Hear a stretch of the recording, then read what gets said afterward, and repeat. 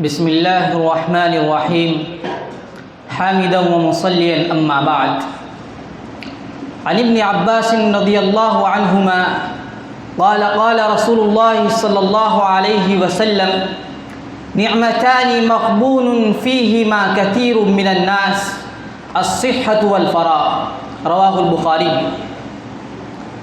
أيها الإخوة، إذا كان تتابع النعم وترادف المنن وتعاقب الآلاء فيضا من الرب الكريم لا يغيث وغيثا مدرارا لا ينقطع، كما قال الله عز وجل وإن تعدوا نعمة الله لا تحصوها. فمن هذا الفيض وتلك النعم نعمتين عظيمتين يفرط فيهما كثير من الناس حتى يغبنوا، والغبن خسارة وندامة جاء ذكرهما في قول النبي صلى الله عليه وسلم نعمتان مغبون فيهما كثير من الناس الصحة والفراغ. وقال ابن بطال رحمه الله إن المرء لا يكون فارغا حتى يكون مكفيا صحيح البدن، فمن حصل له ذلك فليحرص على ألا يغبن بأن يترك شكر الله تبارك وتعالى على ما أنعم به عليه، ومن شكره امتثال أوامره واجتناب نواهيه، فمن فرط في ذلك فهو المغبون. ويا عبد الله، إذا متعك الله سبحانه وتعالى بسمعك وبصرك وقوتك وحفظ عليك نظرة الشباب ورونقه وبهاءه وعافاك من خطير الأسقام وجليل الأمراض وأمتعك بالساعات الفارغات ثم لم تستعمل ذلك ولم تغتنمه فأنت المغبون الخاسر، وكنت ممن يصرف وقته ويقطع زمانه لهوا ولعبا وعبثا وإسفافا وتعلقا بالأدنى وردا بالخسيس وركونا إلى التافه من القول والعمل، فأضعت عمرك وقطعت زمانك وأنت المغبون الخاسر المحروم.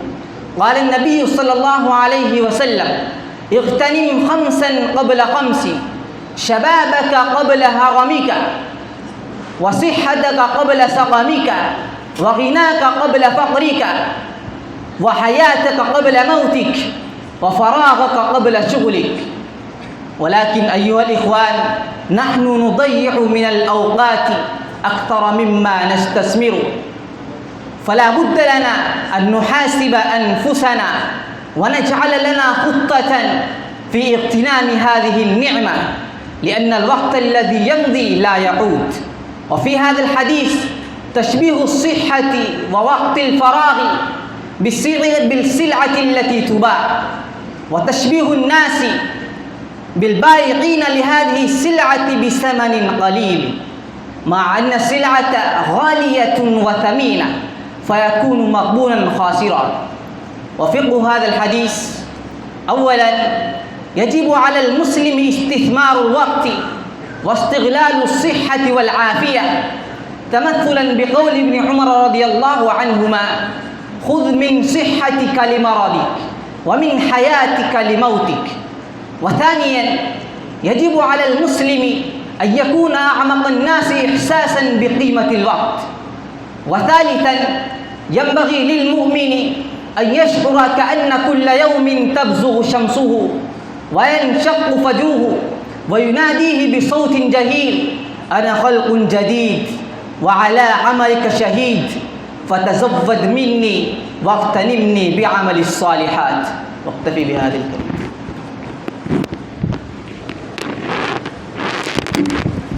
يا خدام السنة، كونوا كما قال الإمام المبارك الإسناد من الدين، ولولا الإسناد لقال من شاء ما شاء. بعد ذلك العزيز محمد محتسب أن يأتي ويقدم ذلك.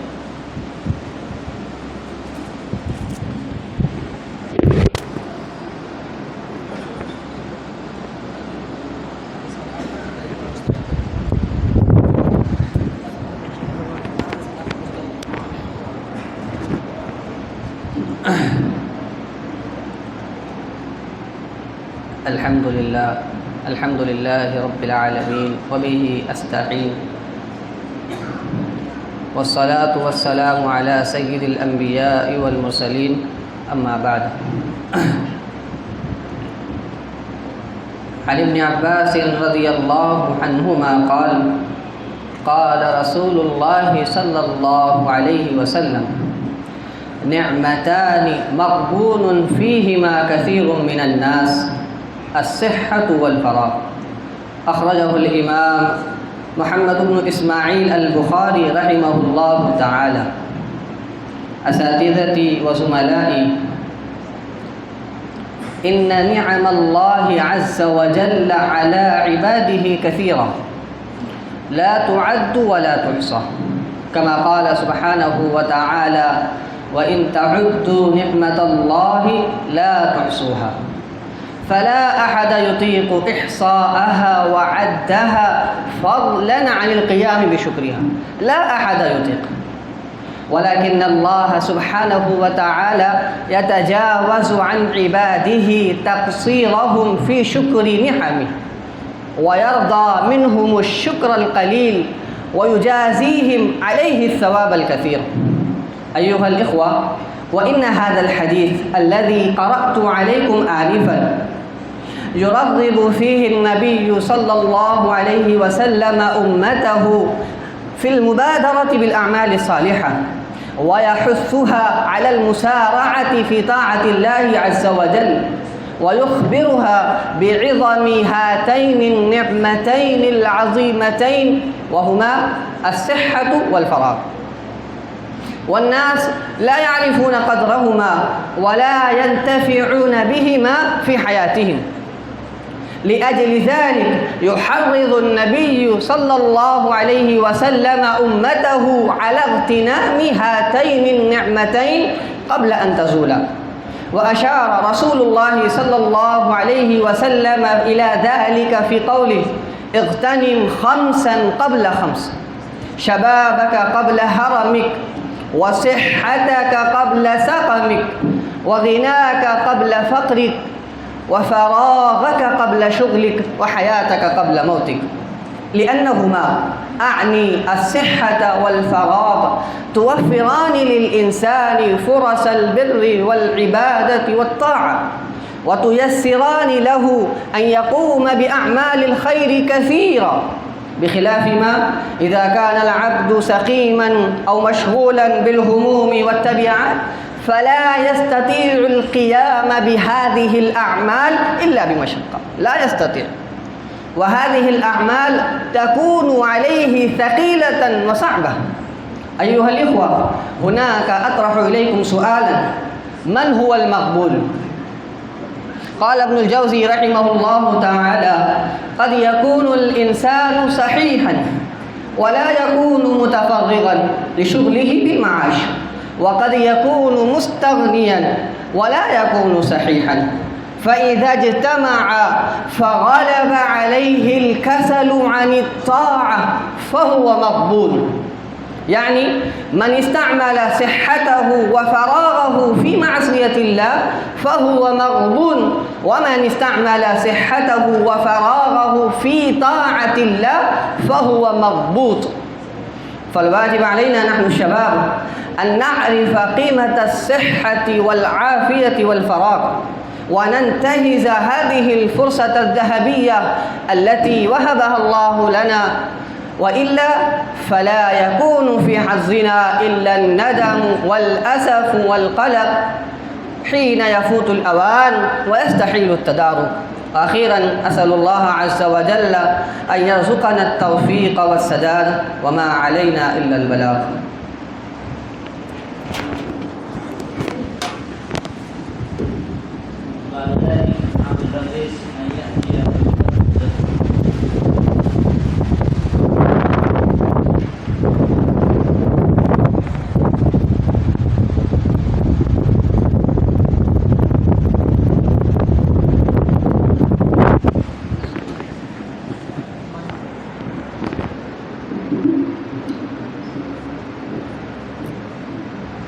بسم الله الحمد لله الذي أنعم علينا نعما لا تعد ولا تحصى والصلاة والسلام على رسول الله وعلى آله وصحبه ومن والاه أما بعد أيها الإخوة المؤمنون درسي اليوم يدور حول حديث عظيم من جوامع كلم النبي صلى الله عليه وسلم رواه عبد الله بن عباس رضي الله عنهما قال رسول الله صلى الله عليه وسلم نعمتان مغبون فيهما كثير من الناس الصحة والفراغ رواه البخاري. أيها الإخوة، نعم الله على عباده كثيرة لا تحصى كما قال تبارك وتعالى وإن تعدوا نعمة الله لا تحصوها فلا أحد يطيق إحصاء عددها فضلا عن القيام بشكرها، ولكن الله تبارك وتعالى يتجاوز عن عباده تقصيرهم في شكر نعمه وهو رحيم بهم لا يقطع عنهم إحسانه ولا يعذبهم بسبب تقصيرهم ويرضى من عباده الشكر القليل ويجازيهم عليه الثواب الكثير. أيها الإخوة، في هذا الحديث يخبرنا النبي صلى الله عليه وسلم بنعمتين عظيمتين جليلتين مغبون فيهما كثير من الناس فلا ينتفعنا بهما في حياتهم الدنيوية والأخروية ولا يعرفون قدرهما.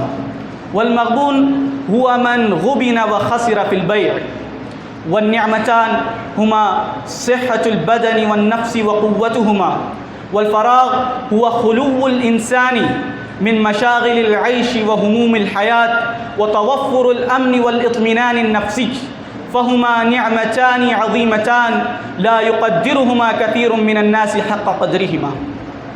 وفي هذا الحديث الترغيب في استغلال النعم من صحة وفراغ وغيرهما والاستفادة منهما فيما يرضي الله سبحانه وتعالى.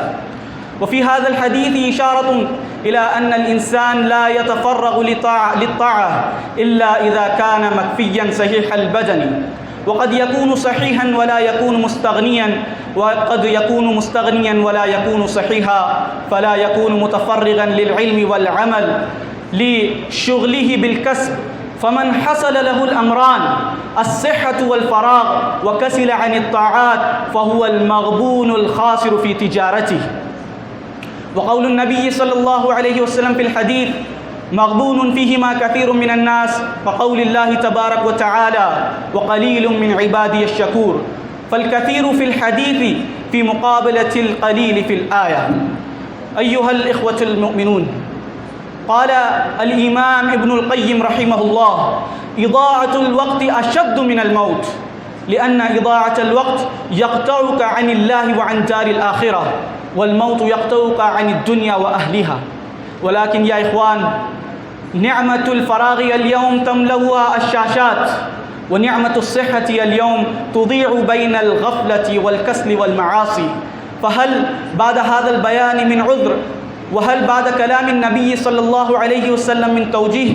فعلينا أن نشكر الله سبحانه وتعالى على هذه النعم العظيمة، وأن نقوم بطاعة الله سبحانه وتعالى حتى يمن علينا بزيادة النعم، لأن الله تبارك وتعالى يقول وإذ تأذن ربك لئن شكرتم لأزيدنكم ولئن كفرتم إن عذابي لشديد.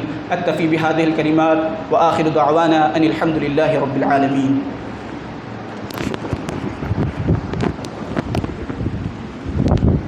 بعد ذلك أيها الأخ محمد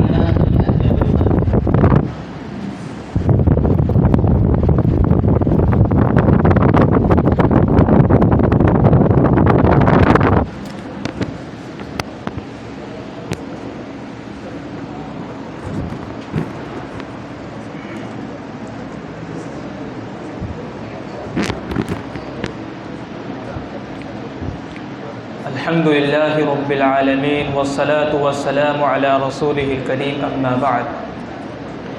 رئيس هذه الحفلة، أعضاء لجنة التحكيم وإخواني في الدين، إني أريد أن ألقي أمامكم درس الحديث الشريف حول الموضوع نعمتان مغبون فيهما كثير من الناس الصحة والفراغ. أيها الإخوان، جاء في الحديث الصحيح الذي رواه عبد الله بن عباس رضي الله عنه عن النبي صلى الله عليه وسلم قال: نعمتان مغبون فيهما كثير من الناس الصحة والفراغ. أيها الإخوان، وإن نعم الله عز وجل على عباده كثيرة، كما قال الله تبارك وتعالى في القرآن المجيد: وإن تعدوا نعمة الله لا تحصوها.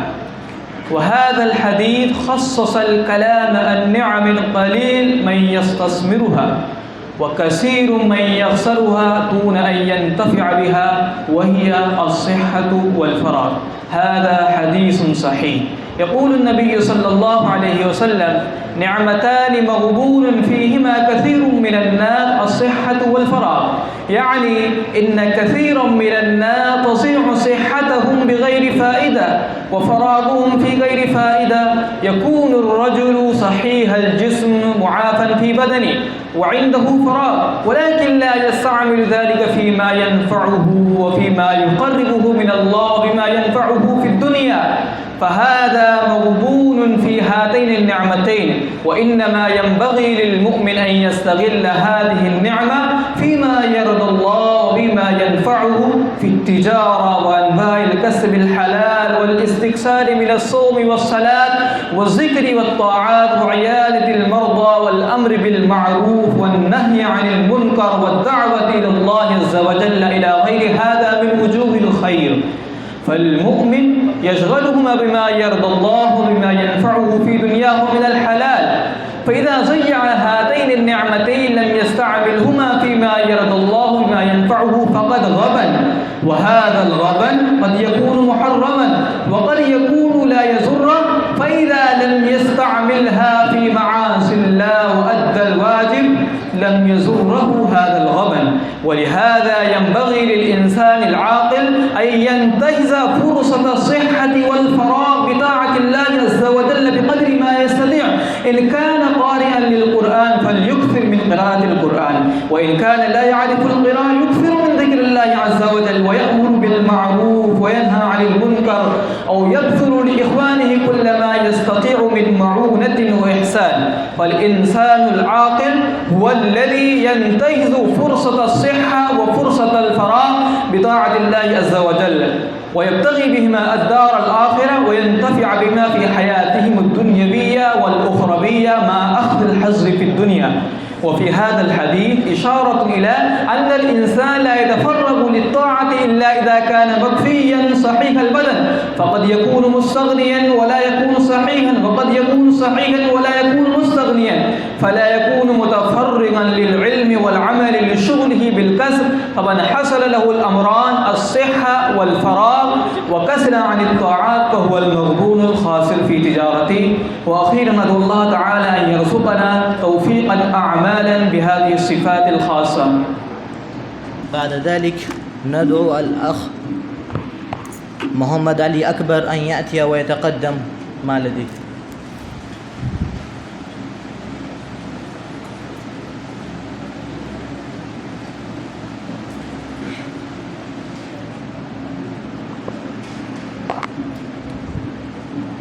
أولا أحييكم بتحية مباركة مسنونة، تحية الإسلام، تحية أهل الجنة في جنات النعيم. السلام عليكم ورحمة الله وبركاته. أيها الإخوة الأفاضل والأكارم، عساكم بخير وعافية، وأتمنى لكم السعادة والهناء. أريد أن ألقي أمامكم خطبة وجيزة حول الحديث المشهور: نعمتان مغبون فيهما كثير من الناس، الصحة والفراغ.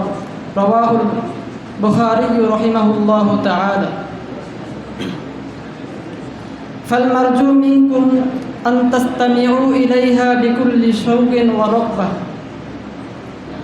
أيها المستمعون الكرام، إن الله سبحانه وتعالى أنعم علينا بنعم كثيرة لا تعد ولا تحصى، كما قال الله عز وجل: وإن تعدوا نعمة نعمة الله لا تحصوها ولكن من أعظمها نعمتان الأولى نعمة الصحة المراد بالصحة السلامة من الأمراض والعلل كم من مريض يتمنى أن يسجد سجدة أو يمشي خطوة أو يصوم يوما ولكن لا يستطيع ذلك لعدم الصحة فعلينا أن نغتنمها وإليه أشار النبي صلى الله عليه وسلم بقوله وهو يقول اغتنم خمسا قبل خمس شبابك قبل هرمك وصحتك قبل فقرك وغناك قبل فراغك